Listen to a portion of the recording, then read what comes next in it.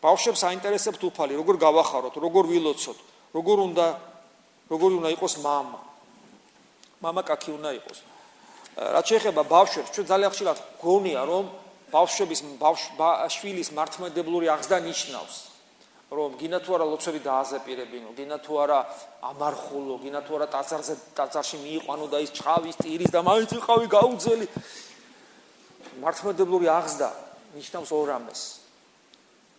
ბავშვი ოჯახში მუდამ უნდა იგულისხმებოდეს, ბავშვი ხედავს, ინტუიციურად გზნობს.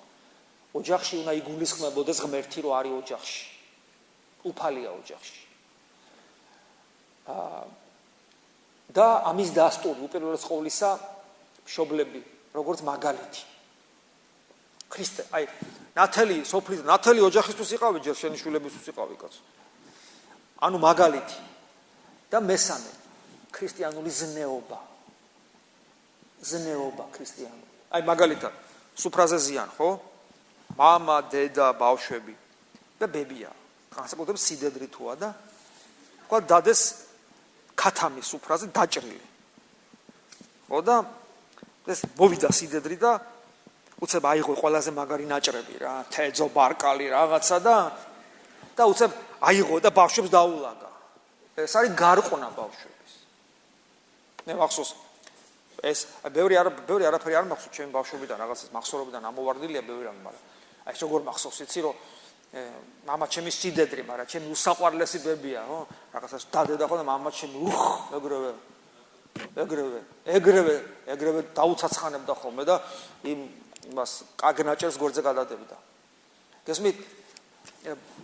ბავშვმა უნდა იცოდეს, რომ თუ ესე გაზდი ბავშვი შეიძლება ბავშვისთვის არ გვინა, ისის გვინა, მაგრამ ისეთი ფორმით უნდა გაკეთდეს, რომ ბავშვი ვერ მიხვდა, რომ ყველაზე კარგი მას დაუდეს, ეს არ უნდა იცოდეს ბავშვი. პირიქით, მეცაც გეტყვით, სიდედრი და თქვა ცოლიც კი ყველაზე საუკეთესო უნდა დაუდონ მამას. რატო მამას? იმიტომ რომ მამა ოჯახის მარჩენალია, მამა ოჯახის თავია, მამა ზნეობრივი მაგალითია. და როგორც ოჯახის უფროს, დედას რომ ბავშვმა ისწავლონ პატივისცემა, ბავშვმა ისწავლონ სიმდაბლე, იმიტომ რომ დამერწმუნეთ თეძოს და ბარკალზე უფრო მნიშვნელოვანი სიმდაბლის სწავლა. ეს პედაგოგიური მოსაზრებით, თორე სინამდვილეში რა თქმა უნდა ბავშვებს უნდა მისცე, აბავის უნდა მისცე, მაგრამ ეს მაგალითი მოვიყვანე, რომ ბავშვები არ გაიზარდონ ეგოისტებად. ბავშვებში არ დომინირებდეს მე მინდა და როგორ, კი გინდა, მაგრამ ეგრე არ არის. მაგრამ აქ იმპერატიული ტონით საუბარი, აქ ესე იგი მით უმეტეს რაღაც ბარბაროსული მეთოდებით, გესმით, პიროვნული თავისუფლების შელახვით არაფერი არ გამბოვა. ის შენ ცოტახანი დაიმორჩილებ, იმიტომ რომ დატუქსავდა რაღაცა, რომ გაიზდება. ხო, ის მე რა გიქნევს ხელს და კარგად იყავიო გეტყვის. არა, მაგალითი, ზნეობრივი მაგალითი.